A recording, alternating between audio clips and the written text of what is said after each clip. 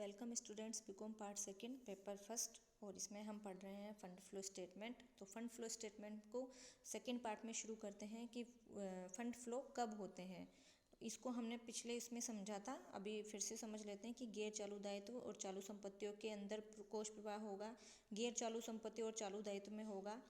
इसके अलावा गैर चालू दायित्व और चालू दायित्व में होगा, गैर चालू संपत्ति और चालू संपत्तियों में होगा, लेकिन गैर चालू से गैर चालू संपत्तियों में नहीं होगा और चालू से चालू दायित्व से चालू संपत्तियों में नहीं होगा। Means non current liabilities to current assets होगा, non current assets to current liabilities होगा। इसके अलावा non current liabilities to current liabilities होगा, non current assets to current assets होगा, लेकिन non current liabilities to non current assets नहीं होगा और current assets to current liabilities नहीं होगा। यदि लेन देन का प्रभाव एक चालू संपत्ति वाले खाते तथा एक गैर चालू संपत्ति वाले खाते पर पड़ता हो तब ये प्रवाह होगा। यानी कि आपका जो ट्रांजैक्शन है वो एक आपका जो अकाउंट है वो तो करंट एसेट्स का होगा और एक नॉन करंट एसेट्स का हो। जैसे नगद भुगतान क्रय करके फर्नीचर क्रय करने के लिए जो फर्नीचर खाता है, ये कौन सा हो गया आपका गैर करंट एसेट्स हो गया, ये डेबिट होगा। और जो कैश अकाउंट होगा ये करंट एसेट्स होगा, ये क्रेडिट होगा। तो इनसे कोषों का बहिर्वाह उपयोग होगा क्योंकि इसमें लेन देन के फलस्वरूप नकद में कमी आएगी। यानी कि कार्यशील पूंजी में कमी आती है तो वह उपयोग कहलाएगा, कार्यशील पूंजी में वृद्धि होती है तो वो स्रोत कहलाएगा कोषों का। तो यहाँ पर अगर फर्नीचर क्रय करने के लिए कैश का भुगतान किया तो फर्नीचर अकाउंट तो आप क्या कर रहे हो, डेबिट कर रहे हो, फर्नीचर अकाउंट DR2 कैश कर रहे हो। तो फर्नीचर अकाउंट आपका गैर चालू संपत्ति अकाउंट हो गया और कैश आपका जो है वो चालू संपत्ति अकाउंट हो गया। यानी कि इसमें कोषों का उपयोग हुआ और लेन देन में कमी आई नकद में, तो इसलिए इसको हम उपयोग मानेंगे। यहाँ देख लीजिए कि आपके गैर चालू दायित्व खाते तो कौन कौन से हैं, गैर चालू संपत्ति खाते कौन कौन से हैं, चालू दायित्व खाते कौन कौन से और चालू संपत्ति खाते कौन कौन से हैं। इनको आपको अच्छे से स्टडी करना होगा, इनके बिना आप आगे बढ़ ही नहीं सकते हो। आपको पता होना चाहिए कि कौन से आपके करंट लाइबिलिटीज़ हैं, कौन से आपके नॉन करंट एसेट्स हैं, ये आपको ध्यान में रखने होंगे। अब बात करते हैं यदि लेन देन का प्रभाव, यदि आपके ट्रांजैक्शंस में एक तो आपका करंट एसेट्स वाला हो और एक नॉन करंट लाइबिलिटीज़ वाला हो तो भी प्रभाव पड़ेगा। जैसे कंपनी द्वारा रोकड़ के बदले ऋण पत्र जारी करने पर क्या हुआ, कैश अकाउंट DR2 आपका क्या डिबेंचर्स अकाउंट होगा। तो कैश अकाउंट क्या है आपका करंट एसेट्स और डिबेंचर्स अकाउंट जो है वो है आपका नॉन करंट लाइबिलिटीज़। तो इसमें क्या हुआ, आपकी कार्यशील पूंजी में वृद्धि हुई, यानी कि इससे कोषों का स्रोत हुआ, सोर्सेज ऑफ फंड हुआ ये। इसी प्रकार यदि नकद के बदले अंश पूंजी जारी कर रहे हैं तो या ऋण ले रहे हैं तो कोषों का अंतर्वाह होगा। यदि लेकिन इसके विपरीत अधिमान अंशों का शोधन कर दिया या ऋण पत्रों का भुगतान कर दिया तो वो कोषों का बहिर्वाह होगा। अब बात करते हैं थर्ड पॉइंट पे। यदि लेन देन का प्रवाह एक चालू दायित्व वाले खाते तथा दूसरे गैर चालू दायित्व वाले खाते पर पड़ता हो, जैसे लेनदारों का भुगतान अंश पूंजी या ऋण पत्र जारी करने पर, लेनदारों का भुगतान में आपने क्या किया, अंश पूंजी या ऋण पत्र जारी करके भुगतान किया, तो इसमें क्या करेंगे हम, लेनदार अकाउंट DR2 शेयर कैपिटल या फिर डिबेंचर्स अकाउंट करेंगे। तो लेनदार अकाउंट आपका क्या है करंट लाइबिलिटीज़ का और शेयर कैपिटल या ऋण पत्र जो भी आपके होंगे वो क्या होंगे नॉन करंट लाइबिलिटीज़। तो इसमें क्या होगा, इसमें लेनदारों में कमी के कारण कार्यशील पूंजी में वृद्धि होगी, इसलिए इसे कोषों का अंतर्वाह मानेंगे। अब हम बात करते हैं यदि लेन देन का प्रवाह एक चालू दायित्व वाले खाते तथा एक गैर चालू संपत्ति वाले खाते पर पड़े, जैसे फर्नीचर उधार क्रय करने पर फर्नीचर खाता तो आपका क्या होगा डेबिट होगा और लेनदार खाता आपका क्या होगा क्रेडिट होगा। Furniture account DR2 creditors account होगा। तो इसमें आप देखो लेनदारों में तो वृद्धि होगी और कार्यशील पूंजी में कमी आएगी, इसलिए इसको हम उपयोग मानेंगे।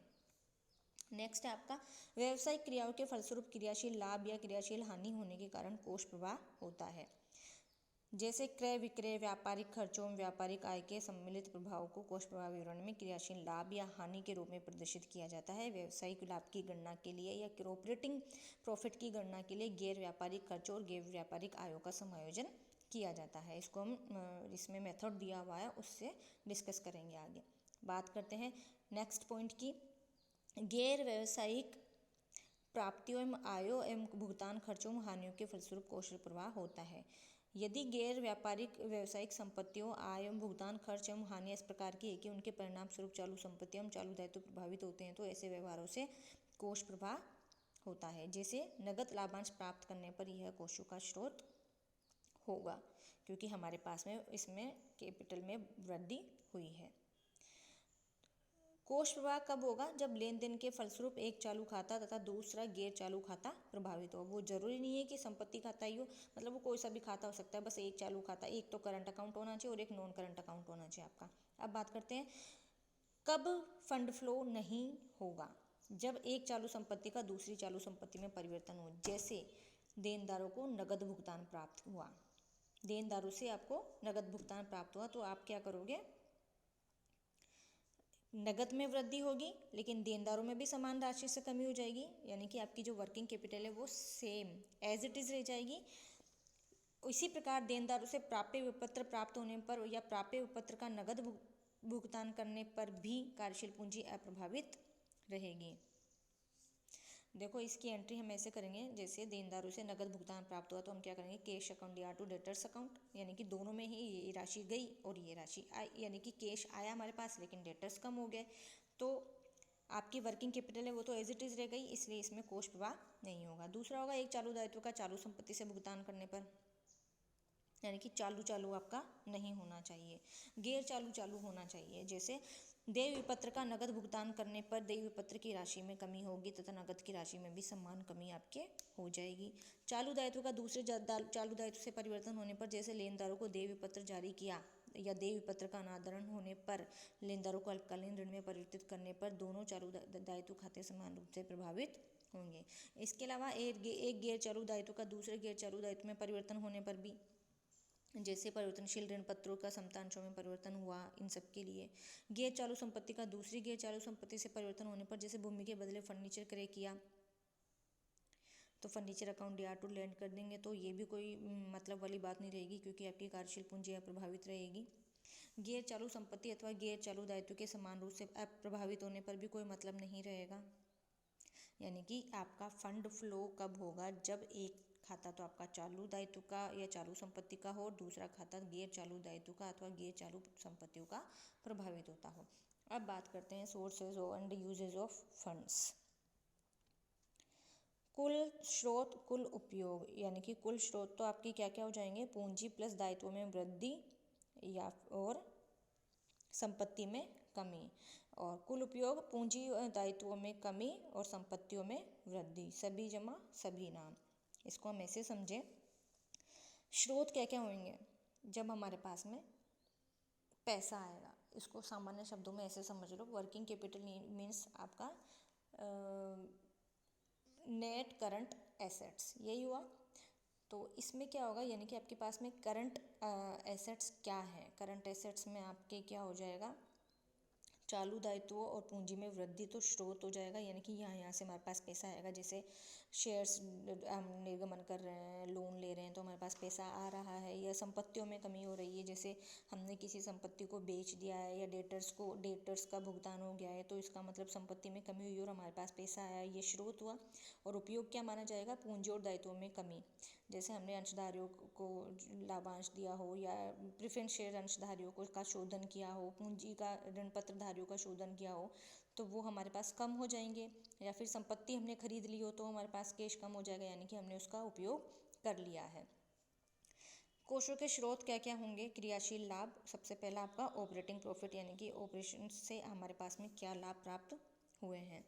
एक व्यवसाय में आय व्यावसायिक क्रियाओं और गैर व्यावसायिक क्रियाओं दोनों के फलस्वरूप होती है। तो कोष प्रवाह विवरण में व्यावसायिक क्रियाओं से आय को अलग से दर्शाया जाता है, जिससे व्यावसायिक कुशलता का ज्ञान हो सके। तो व्यावसायिक क्रियाओं में क्या किया जाता है? माल की क्रय विक्रय या प्रमुख व्यावसायिक गतिविधियों से आय को सम्मिलित किया जाता है। जबकि आपकी जो गैर व्यावसायिक नॉन ऑपरेटिंग प्रॉफिट होगा, उसमें क्या होता है? विनियोगों से आपको जो लाभांश प्राप्त हो रहा है या रेंट प्राप्त हो रहा है या profit from sales of assets हो रहा है या अन्य आकस्मिक आय आपको प्राप्त हो रही हो। तो इसकी गणना शुद्ध लाभ या शुद्ध लाभ हानि खाते के शेष से समायोजन करके की जाती है। और सोर्सेज ऑफ फंड में दूसरा क्या होगा आपका, इश्यू ऑफ शेयर्स। नकद या चालू संपत्ति के बदले अंशों के निर्गमन से प्राप्त शुद्ध राशि बट्टा घटाकर तथा प्रीमियम जोड़कर कोषों का स्रोत होती है, क्योंकि अंश निर्गमन से बैंक या रोकड़ शेष में वृद्धि होती है तथा अंश पूंजी में भी वृद्धि होती है। अतः इस व्यवहार के फलस्वरूप कोषों में वृद्धि होती है, और कोषों में वृद्धि होती है तो उसको हम सोर्सेज मानेंगे। थर्ड है आपका दीर्घकालीन ऋण एवं ऋण पत्र निर्गमन। दीर्घकालीन ऋण बैंक से, किसी मित्र से, सार्वजनिक संस्थाओं से, कहीं से भी प्राप्त किए जा सकते हैं। इनसे क्या होता है, शुद्ध राशि, इनसे प्राप्त जो शुद्ध राशि होती है वो कोषों का स्रोत होती है। इसके अलावा स्थायी संपत्तियों और विनियोगों का क्रय करना। मान लो आपने भूमि, भवन, मशीन, फर्नीचर या दीर्घकालीन विनियोगों से का विक्रय किया है, तो इससे जो राशि प्राप्त होगी, शुद्ध राशि, वो कोषों का स्रोत होगी। चालू संपत्तियों तथा दीर्घकालीन विनियोगों को पुस्तक मूल्य से कम यानी कि हानि पर भी या अधिक लाभ पर भी बेचा जा सकता है, और बेचने से प्राप्त शुद्ध राशि कोषों का स्रोत होगी। इनके अलावा नॉन ट्रेड रिसिप्ट्स क्या क्या होंगी, जैसे आपको प्राप्त लाभांश हुआ हो, उपहार हुआ हो, गैर व्यापारिक विनियोगों की आय हुए हो, या मुकदमे से प्राप्त हर्जाना हुआ हो, ये सब कोषों का स्रोत होते हैं। यदि गैर व्यापारिक प्राप्तियों से कार्यशील पूंजी प्रभावित होती है, तब ही ये प्राप्तियां कोषों का स्रोत होगी, नहीं तो नहीं मानी जाएगी। मान लो नकद के रूप में लाभांश प्राप्त हुआ तो कार्यशील पूंजी में वृद्धि होगी, तो ये स्रोत होगा। लेकिन अंश या संपत्ति के रूप में लाभांश प्राप्त होगा तो कार्यशील पूंजी अप्रभावित रहेगी, इसलिए ये कोषों का स्रोत नहीं कहलाएगा। आपको सबसे मोस्ट इम्पोर्टेंट ध्यान जो रखना है वो ये है कि यदि वर्किंग कैपिटल प्रभावित हो रही है तो ही कोषों का प्रवाह हो रहा है, अन्यथा नहीं। अब हम बात करते हैं यूजेज ऑफ फंड्स। कोषों के उपयोग क्या क्या है। क्रियाशील हानि, जैसे ऑपरेटिंग प्रॉफिट आपका स्रोत था, तो अगर हानि होती है तो वो उपयोग माना जाएगा। अधिमान अंशों का शोधन, रिडम्पशन ऑफ प्रेफरेंस शेयर्स आपने किया है तो भी आपका वर्किंग कैपिटल कम हो गई। दीर्घकालीन ऋणों का पुनर्भुगतान किया है या ऋण पत्रों का शोधन किया है तो भी कार्यशील पूंजी कम हो रही है। स्थायी संपत्ति और दीर्घकालीन विनियोगों का क्रय कर रहे हो तो भी आपके पास में पूंजी, ये जो वर्किंग कैपिटल है ये कम हो रही है, यानी कि आपका जो फंड फ्लो है उसका आधार बिंदु क्या है, working capital. Working capital increase या डिक्रीज होती है तो आपका फंड फ्लो होता है, और वर्किंग कैपिटल न्यूट्रल रहती है तो आपका फंड फ्लो नहीं होता है। लाभांश व कर का भुगतान करेंगे तो भी कार्यशील पूंजी में कमी आएगी। गैर व्यापारिक भुगतान करेंगे तो भी कार्यशील पूंजी में कमी आएगी, बशर्ते अगर वो व्यापार कार्यशील पूंजी को प्रभावित कर रहे हैं, तभी ये प्रवाह माना, यूजेस माना जाएगा। अब देख लीजिए, इसको यहाँ चार्ट के रूप में शॉर्ट में दिखा दिया है कि आपके सोर्सेज तो क्या क्या हैं और यूजेस क्या क्या हैं। अब हम बात करेंगे techniques of preparing fund flow statement. इसके लिए दो विवरण का निर्माण किया जाता है। फर्स्ट, कार्यशील पूंजी में परिवर्तन का विवरण या तालिका स्टेटमेंट और schedule of changes in working capital, और सेकंड है आपका फंड फ्लो स्टेटमेंट। तो जो कार्यशील पूंजी का जो आपका विवरण होगा, वो जो स्टेटमेंट होगा वो इस प्रकार से होगा, इसको आप अच्छे से ध्यान रखें।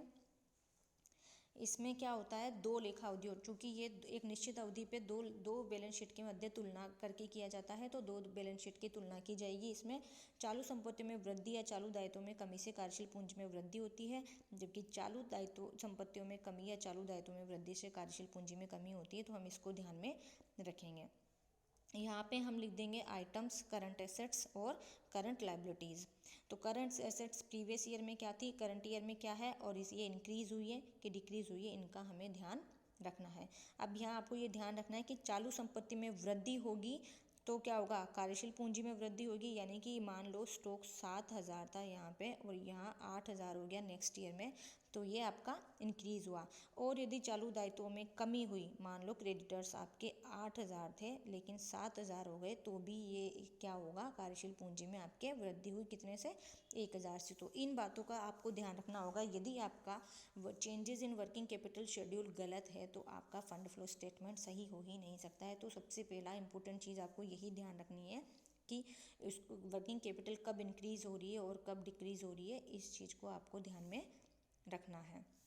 यहाँ पे कुछ नोट्स दिए हुए हैं, इनको आपको सबसे ज़्यादा ध्यान में रखना है कि कर हेतु आयोजन में प्रस्तावित लाभांश को चालू दायित्व मानने की स्थिति में वर्किंग कैपिटल में परिवर्तन की तालिका में सम्मिलित किया जाना चाहिए। तब जब चालू दायित्व मानना हो तो इनके लिए आपको नोट डालना जरूरी होगा। चालू संपत्तियों तथा चालू दायित्वों से संबंधित अतिरिक्त सूचना पर कोई ध्यान नहीं दिया जाएगा, बशर्ते इन्हें लेखा पुस्तकों में शामिल नहीं किया गया हो। फंड फ्लो स्टेटमेंट के प्रारूप, अब देखिए इसके दो प्रारूप है, प्रतिवेदन प्रारूप और खाता प्रारूप, यानी कि रिपोर्ट फॉर्म और अकाउंट फॉर्म। रिपोर्ट फॉर्म में कैसा इस प्रकार से होगा, सबसे पहले हम लिखेंगे सोर्सेस ऑफ फंड्स, उनका टोटल करेंगे, then applications of funds, then उनका टोटल करेंगे। और इसको भी 3 प्रकार से तैयार किया जाएगा, शेषफल विधि से, स्वकीय संतुलन विधि से और समाधेय विधि से। अब ये विधियाँ इसमें दे रखी है इनके, अच्छा ये 2 बार ले लिया मैंने। और अकाउंट फॉर्म में जो होगा उसमें क्या होगा, अकाउंट के रूप में होगा, सोर्सेस ऑफ फंड्स तो इधर लिखा जाएगा, एप्लीकेशन ऑफ फंड्स यहाँ लिखा जाएगा, सोर्सेस ऑफ फंड्स में यहाँ दिखा दिया जाएगा और एप्लीकेशन ऑफ फंड्स दोनों का टोटल कर दिया जाएगा। और इसमें ये सबसे बड़ी ध्यान रखने वाली बात है कि इसमें टू और बाय का यूज़ नहीं होगा, जैसे यहाँ P&L में टू लिखा जाता है और यहाँ बाय लिखा जाता है, ये नहीं किया जाएगा इसमें। कोष्ठ प्रवाह विवरण से संबंधित महत्वपूर्ण समायोजन हो गए।